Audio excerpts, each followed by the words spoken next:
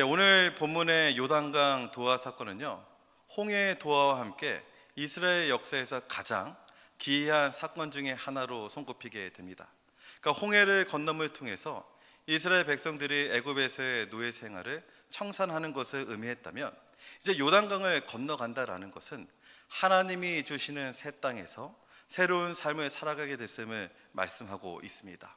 그러니 이스라엘 백성들이요, 40년의 광야 생활을 마치고 이 가나안 땅 앞에 당도하게 됐을 때 그들이 얼마나 큰 기대와 설렘을 갖고 있겠습니까? 근데 그들이 가나안 땅에 당도하게 됐을 때, 요단강 동쪽에 머물게 됐을 때 그들의 기대와 설렘은 온데간데 없이 사라지게 되었습니다. 그들을 기다리고 있는 큰 장애물을 보았기 때문이에요. 첫 번째는 요단강이 범람하고 있었습니다. 평상시에 이 요단강은요, 폭이 30m밖에 되지 않고 수심이 얕아서 어린아이도 혼자 건널 수 있는 그냥 그런 강에 불과한데, 이 3장 15절을 보게 되면요, 곡식을 거두는 시기, 즉 물이 범람하며 홍수가 일어나는 이 시기에 이 요단강의 이 폭은요 200m에서 1000m가 된다고 합니다. 그리고 물이 범람을 하니 그것이 주변의 언덕까지 가득 찬다고 하니 도대체 이 건너기가 쉽지 않은 요단강을 맞닥뜨리게 되었다라는 거예요. 그리고 이스라엘 백성들 100만 명, 200만 명으로 이루어져 있는데 그들의 구성원들을 보니 아이들도 있고 부녀자도 있고 심지어 그들이 데리고 가야 되는 가축도 있으니 정말 엄두도 내지 못하는 그 상황이었던 거죠. 거기다 엎친 데 덮친 격으로 이미 이들에게는 홍해라는 놀라운 기적을, 홍해의 갈라짐을 경험했습니다. 그런데 그 믿음의 선조들이요, 광야에서 이미 다 사라지게 되고 오직 여호수아와 갈렙만 그들과 함께하게 됐는데, 이 전체의 분위기를 역전하며 그들을 독려하며 나아가기란 참 쉽지 않았던 상황인 것 같습니다. 그러니 모세의 후임자이고 믿음과 승리의 지도자였던 여호수아도 그 위기 앞에 정지하게 되었다라는 거예요. 오늘 본문의 1절과 2절을 보게 되면 요단에 이르러 건너가기 전에 거기서 유숙하니라. 요단에 도착했습니다. 그런데 바로 건너가지 못하는 거예요. 2절을 보니까 하루, 이틀, 사흘 후에서야 그들이 움직이고 있습니다. 즉 여호수아는 알았던 거죠. 지금 그들이 직면하고 있는 요단강의 그 위기는 인간의 힘으로 극복할 수 없는 공동체적 위기임을 확신하게 되었습니다. 하나님의 능력이 있을 때만 그것을 돌파할 수가 있다라는 것이죠. 그러니까 우리의 신앙 여정도 이와 같지 않습니까? 우리가 살아가다 보면요, 예상하지 못했던 도전이 찾아오게 됩니다. 또는 감당하지 못할 위기에 직면하게 되고 한 번도 겪어보지 못했던 문제를 맞닥뜨리게 되면 우린 더 이상 전진하지 못하고 그곳에 멈춰버리는 거죠. 두려워합니다. 그리고 앞서가기를 주저하게 됩니다. 그런 저와 여러분에게, 위기에 직면하여 멈춰있는 저와 여러분에게 오늘의 본문을 통해서 하나님은 우리에게 믿음의 자세를 가지라고 요구하고 있어요. 첫 번째는요, 하나님의 임재를 따라가라. 두 번째는 자신을 성결하게 준비해라. 세 번째는 믿음으로 발걸음을 내디뎌라라는 거예요. 그러니까 오늘 본문을 통해 제가 전하고 싶은 한 문장은 무엇이냐면, 우리 공동체 가운데, 우리의 인생 가운데 위기를 맞닥뜨린 그때에는 여호와의 임재를 따라가며 자신의 성결을 지키며 믿음의 발걸음을 내딛게 된다면 그 가보지 않은 그 길은 하나님께서 우리에게 주시는 약속의 땅으로 변하는 기이한 일을 경험하게 된다라는 것입니다. 믿으십니까? 위기의 가운데 믿음과 성결을 지키며 하나님의 뜻대로 따라가게 되면 그 땅이 약속의 땅이 된다라는 거죠. 오늘의 본문의 말씀을 통해서요, 위기가 은혜로 바뀌고 막힌 길이 하나님이 역사하시는 하나님의 대로가 되게 하는 기이한 일을 경험케 하는 세 가지 믿음의 자세를 함께 살펴보도록 하겠습니다. 기이한 일을 경험하기 위해 첫째, 하나님의 임재를 따라가라요. 오늘 본문 1절부터 8절은요, 요단강을 건너기 이전에 준비하는 과정들을 자세하게 다루고 있습니다. 이 구조를 좀만 살펴보면 좋은데요, 2절부터 4절은 관리들이 백성들에게 명령하고 있어요. 그리고 5절은 여호수아가 백성에게 말하고 있고 6절은 여호수아가 제사장들에게 말하고 있습니다. 그리고 7절과 8절은 마지막으로 하나님께서 여호수아에게 말씀하고 있는 거죠. 그 준비 과정의 그 모든 부분이 결국은 위에서부터 아래로 여호수아를 통해서 제사장들과 관리들과 백성들에게 모두 전달되어지고 있다라는 거예요. 또 독특한 점은 뭐냐면요, 그냥 단순히 그 위기를 극복하기 위해서 제사장이나 지도자 한두 명이 잘해야 되는 것이 아니라 모두가 그 하나님의 방법대로, 하나님의 말씀대로 위에서부터 아래까지 백성 모두가 함께 준비함으로 그것을 극복해야 된다라는 겁니다.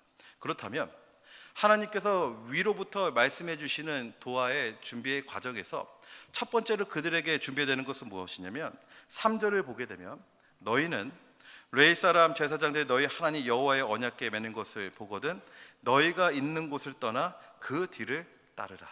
언약궤를 따라가라는 거예요. 그렇다면 언약궤를 따라간다는 게 무슨 의미겠습니까? 그 언약궤는 증거궤라고도 불립니다.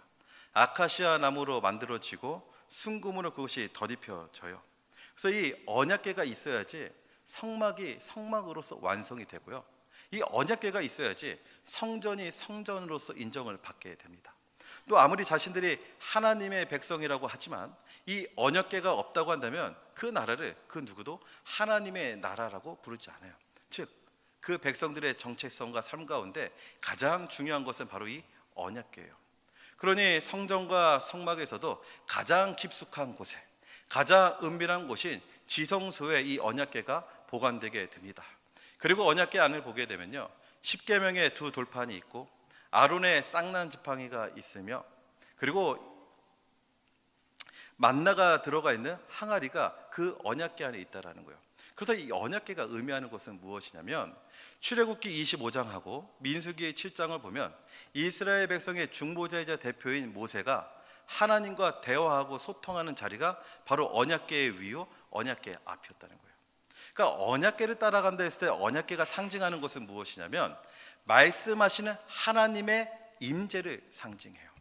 즉 이스라엘 백성들이 공동체적 위기 가운데, 그 각자의 삶의 위기 가운데 제일 먼저 해야 되는 것은 무엇이냐면 나의 어떤 것을 따라가는 것이 아니라 하나님의 임재가 그 상황 가운데 어디로 향하고 있는지를 우리는 먼저 찾아야 된다라는 거예요. 더 다급할수록, 더 막막한 상황일수록 내 방법이 아니라 하나님의 방법, 하나님의 임재가 어디를 향하는지 살펴야 되는데, 왜냐하면 하나님께서 그 길을 만드시고 인도해 나가시기 때문입니다. 그런데 하나님께서는 단순히 하나님의 임재를 상징하는 법궤를 따라가라 이렇게 말씀하지 않아요. 4절을 보게 되면요, 너희와 그 사이 거리가 2000규빗쯤 되게 하고 그것에 가까이 하지는 말라. 그러면 너희가 행할 길을 알리니 너희가 이전에 이 길을 지나보지 못하였음이니라. 그러니까 제사장들이 언약궤를 메고 갑니다. 백성들이 따라가야 되는데 2000규빗이 떨어져 있어야 된다는 거예요. 2000규빗은요 900m예요. 900m. 이 900m가 의미하는 것은 무엇이냐면 첫째로 절대 이스라엘 백성들이 그 위기를 극복하고 상황을 돌파하겠다고 하나님보다 앞서가지 말라는 거예요. 이스라엘 백성들이 가나안을 정복하고 요단강을 도하기 위한 절대적이고 첫 번째 목적, 그 방법은 하나님보다 앞서지 말라는 겁니다. 또 두 번째는요, 하나님이 가까이 계시지만 동시에 거룩한 분이시기 때문에 하나님을 경외하며 그 법궤를 따라가라는 거예요. 그러니까 우리가 생각할 때는요, 지금 이스라엘 백성들에게 가장 위협이 되는 것은 요단강의 거센 물살도 아니고 요단강 건너편에 기다리고 있는 가나안 이방 민족도 아니라는 거예요. 모든 상황 가운데 우리가 두려워야 되는 그 대상은 딱 한 분, 오직 하나님 한 분이심을 기억하며 그 법궤를 따라가라는 말씀입니다. 그리고 세 번째 실질적인 이유도 있습니다. 100만 명과 200만 명의 백성들이 이 여호와의 법궤, 하나님의 법궤를 따라갑니다. 만약에 이들이 붙어 있다고 한다면 이 이스라엘 백성들의 리더들만 그 법궤가 나아가는 것을 직접 볼 수가 있어요. 뒤에 있는 사람은 보지 못합니다. 그런데 그 거리가 900m가 떨어지게 된다면 100만 명, 200만 명 모든 백성들이 하나님의 임재가 향하는 곳을 볼 수 있고 함께 한 마음으로 그들을 따라갈 수가 있다라는 것이죠. 그래서 결론적으로 우리에게 말씀하신 하나님의 메시지는 뭐냐? 위기의 순간에 우리가 가장 먼저 해야 되는 것은 어떻게 이 문제를 해결할까 그 길을 찾는 것이 아니라 지금 하나님의 임재가, 하나님의 말씀하심이 어디를 향하고 있는지를 우리는 살피고 따라가야 된다는 거예요. 왜냐하면 이 길은 우리가 이전에 한 번도 지나보지 못했던 길이기 때문입니다. 사랑하는 우리 갈보리 사랑교회 성도 여러분, 처음 겪는 문제 앞에 서게 됐을 때, 처음 가보는 그 낯선 길에 서게 됐을 때 우리에게 가장 필요한 것은 지금 하나님이 어디로 가고 계신지를 살펴야 된다는 거예요. 내 지식과 내 감정과 내 의지는 모든 것을 내려놓고 하나님이 인도하시는 방향을 바라봐야 된다는 거예요.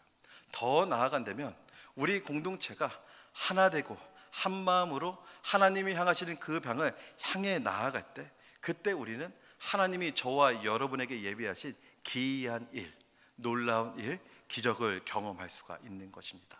말씀을 통해, 기도를 통해 하나님의 인재를 먼저 구하시고 그분을 따라가심으로써 하나님이 우리 갈보리 사랑교회에 주시는 놀라운 일, 기적을 경험하는 저와 여러분 되기를 간절히 축복드립니다. 기이한 일을 경험하기 위해서 두 번째, 자신을 성결하게 준비하라요. 5절을 보게 되면 여호수아가 백성들에게 선포합니다. 너희는 자신을 성결하게 하라. 여호와께서 너희 가운데 기이한 일들을 행하시리라. 그러니까 우리가 주목할 점은 뭐냐면, 즉 요단강을 건너게 된다면요, 우리가 싸워야 되는 가나안 이방민들, 적들이 있다라는 거예요. 그러니까 일촉즉발의 이 상황 가운데 어찌 보면 가장 중요한 것은 무기를 정비하고, 그렇죠? 전쟁을 위한 전열을 가다듬는 게 가장 중요한데, 다짜고짜 여호수아가 이야기하는 것은 너희 자신을 성결하게 준비하라는 거예요. 그러니까 성결하다라는 것은요, 히브리어로 카다시입니다. 카다시, 거룩하다 또는 구별되다예요. 그래서 어떤 물건이나 어떤 짐승을 성결하게 하다라고 했으면 그것을 거룩하게 하고 구별되게 해서 하나님이 받으실 만한 상태로 준비하는 것을 성결하게 하다라는 거예요. 근데 전쟁을 앞두고 있는 이스라엘 백성들 모두에게, 각자에게 성결하게 준비되라고 하는 것은요, 그들의 마음이, 그들의 심령이 하나님을 위해 거룩하게 되어지고 하나님을 위해 구별되어져서 하나님께서 받을 만한 상태로 준비가 되라고 요청하고 있는 거죠. 그럼 왜 여호수아는 이스라엘 백성들에게 성결을 요구하고 있는 것일까요? 요단강을 도하하고, 그리고 이스라엘 백성들이 가나안 전쟁에서의 그 싸움은 인간의 싸움, 이스라엘 백성의 싸움이 아니라는 거예요. 하나님께서 직접 하시는 거룩한 싸움이다라는 거죠. 즉 혈과 육의 싸움이 아니라 하나님이 치르시는 거룩한 전쟁, 성전인데, 여기서 정말 중요한 것은 인간의 지혜, 인간의 전략, 인간의 능력이 아니라 하나님께서 우리를 통해 함께 하실 수 있는, 우리가 준비의 상태인 성결의 상태가 되었는가. 하나님께서 분명히 그 성결 가운데 기이한 일, 기적을 행하신다고 했는데, 내가 하나님과 함께 있을 정도로 성결하게 준비되었는가가 정말 중요하다라는 거예요. 그래서 우리가 위기에 직면하게 됐을 때, 어려움을 만나게 됐을 때 우리는 기도합니다. 하나님 도와주셔야 합니다. 하나님 이 공동체를 불쌍히 여겨주셔야 합니다. 기도하지만 어찌 보면 그 기도 이전에 하나님이 저와 여러분에게 먼저 요구하시는 것은 준비된 마음, 준비된 심령, 하나님이 받으실 만한 존재인가 아닌가를 나를 살펴봐야 된다는 거예요. 내 안에 회개해야 되는 죄는 무엇인지, 내가 끊어버려야 되는 습관은 무엇인지, 내가 예전부터 뿌리 깊게 내리고 있었던 나의 교만은 무엇인지를 바라보고 하나님 앞에 회개를 해야 된다는 거예요. 거기서 그치지 않습니다. 단순히 거룩하게 되는 것이 아니라 내가 예전에 살아오던 방식, 세상의 방식, 세상의 그 반응대로 나아가는 것이 아니라 그 모든 것들을 비워버리고 하나님의 방식이요, 하나님의 뜻대로 살아가기를 준비하는 그 심령의 준비 상태가 바로 성결하게 준비된 상태라는 거예요. 바로 이 성결이 하나님이 기적을 일으키시는 기이한 일을 행하시는 조건이 된다라는 겁니다. 또는 다른 말로 성결한 사람, 하나님을 위해 준비된 사람에게 하나님이 그들에게 대하는 그 반응이 바로 기적이다라는 겁니다. 하나님은 오늘도 저와 여러분에게, 그리고 우리 갈보리 사랑교회에게 말씀하십니다. 내가 내일 너희 가운데 기이한 일을 행하리니 너희는 성결하게 준비하라. 사랑하는 우리 갈보리 사랑교회 성도 여러분, 어떤 도전과 난관 앞에 서 계십니까? 새로운 길 앞에서 두려움과 기대감 가운데 교차하고 있으십니까? 그리고 그 문제를 어떻게든 해결하기 위해서 계획을 세우고 동분서주하고 때로는 불안과 분노와 싸우며 지쳐 있지는 아니하십니까? 그런데 하나님께서는 먼저 우리에게 말씀하십니다. 그 모든 것들 내려놓고 내가 먼저 성결하게 되라. 원망과 비방과 탄식의 그 이슬을 닫으시고 답답하고 힘든 나의 마음, 내 마음속에 오라나는 그 욕심과 의지를 내려놓고 전결한 마음으로 하나님께 드려지게 되었을 때 그 하나님께서 여러분의 삶과 그 가정과 그 교회 안에 기이한 일, 놀라운 일을 행하심을 믿으시기 바랍니다. 그래서 제가 정말 간절히 바라는 것은 무엇이냐면 제가 먼저 성결하게 준비되기 원합니다.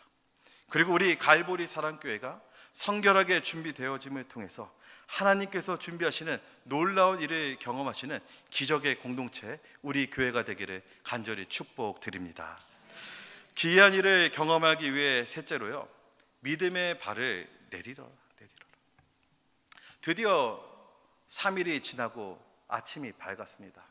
하나님께서 내 기이한 이들을 너희 가운데 행하신다고 했던 그날의 아침이 밝았다는 거예요. 이제 요단강을 건너가게 되면 40년 동안 꿈꿔왔던 가나안 땅에 들어가는 그 상황 가운데 임하게 되었는데, 하나님께서는 여호수아를 통해 마지막으로 미션을 주십니다. 8절을 보게 되면 너희가 요단 물가에 이르거든 요단에 들어서라. 요단에 들어가라는 거예요. 그러니까 우리가 일반적으로 생각한다면 홍해와 비교했을 때 요단강은 너무나도 작은 강이라고 생각할 수 있습니다. 이게 무슨 힘든 일입니까? 이렇게 생각하지만 절대 그렇지 않다라는 거예요. 실제로 40년 전에 홍해는요 어땠습니까? 홍해를 건널 때 애굽의 바로 왕의 말병거가 그들을 추격도 추격했어요. 그러니까 다른 선택할 길이 없었죠. 그런데 맞닥뜨린 것은 홍해였는데 모세의 지팡이를 통해 홍해가 완전히 열려지게 되었고 어쩔 수 없이 그 애굽의 말병거에 의해 떠밀리며 걷는 것이 홍해였어요. 그러니까 그들이 믿음이 있어서가 아니라 하나님께서는 그들의 믿음 없음을 아시고 떠밀리며 그들이 홍해를 건너가게 하셨다면 요단강은 완전히 다릅니다. 이 이스라엘 백성들 40년의 광야 생활을 통해 하나님의 지켜주심, 하나님의 인도하심, 하나님의 공급하심을 경험했어요. 그리고 지금 이 상황은요, 이들이 반드시 지금 요단강을 건너야 되는 외부적인 압박과 강제적 요소가 하나도 없는 상황입니다. 그게 무슨 얘기냐면 지금 상황이 좋지 않은데 지금 도대체 요단강을 건널 수 없는 상황이야. 그럼 그들이 그냥 그쪽에 앉아서 그 강의 수위가 내려갈 때까지 기다릴 수 있는 그런 상황이었다라는 거예요. 그런데 이스라엘 백성들은 분명히 알고 있었습니다. 40년 광야 생활하는 가운데 그의 공동체, 그들의 인생 가운데 모든 순간의 위기 가운데 가장 선하고 확실한 방법은 하나님의 말씀에 순종하는 것이 가장 좋은 길임을 알았기 때문에 아직 그 요단강의 물이 넘실넘실 넘치고 있을 때 그 넘치는 강가에 발을 내딛었다라는 거예요. 기억나십니까? 상상을 해보세요. 아직 강가가요 물이 넘실거립니다. 그런데 그 발이 젖을지언정 그 발을 내딛었을 때 그 요단강이 갈라지게 되었다라는 거예요. 사랑하는 우리 갈보리 사랑교회 성도 여러분, 도대체 언제 우리가 기적을 경험할 수 있습니까? 여호와의 임재가 어디로 가는구나, 하나님의 어디로 가시는구나, 우리가 이 길로 따라가야지 확신했습니다. 그리고 자신의 기도와 회개를 통해 성결하게 준비가 되었어요. 그런데 만약에 마지막에 이 별거 아닌 것 같은 믿음의 발걸음, 첫걸음이 없다고 한다면 우리는 죽었다 깨어나도 요단강 동편에서 하나님이 약속하신 그 희망의 땅이요 비전의 땅을 들어갈 수가 없다라는 거예요. 순종하지 않으면 결코 우리는 그 기적을 경험할 수가 없습니다. 하나님의 말씀대로 순종할 때 그 기이한 일이 일어난다라는 거예요. 아주 재미난 이야기가 있지 않습니까? 한 젊은이가요 주일에 이 교회를 빠지고 등산에 갔대요. 너무 신나서 이 개념 없이 다니다가 그만 낭떠러지로 떨어지고 말았습니다. 허우적대며 떨어지다가 우연히 잡았는데 이 나뭇가지를 붙잡은 거예요. 그리고 위에다 외칩니다. 저 위에 아무도 없어요. 나 좀 도와주세요.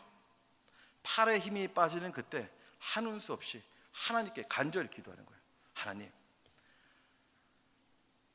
제가 비록 주일 성수는 못했지만 저 하나님 사랑합니다. 제발 하나님 나를 도와주셔야 합니다. 그렇게 기도하는데 놀랍게도 하나님의 응답이 그에게 임했다라는 거예요. 그래, 내가 너를 도와주겠다. 그 손을 놓아라. 그 손을 놓아라. 그러니 청년이 머뭇거립니다. 그러더니 하늘에 대고 다시 외치는 거예요. 거 위에 누구 다른 사람 없습니까? 나를 도와줄 다른 사람 없습니까? 이게 무엇이냐면 우리의 신앙의 모습이라는 거예요. 우리는 어려운 상황에 직면하게 됩니다. 그리고 기도를 해요. 기적이 필요합니다.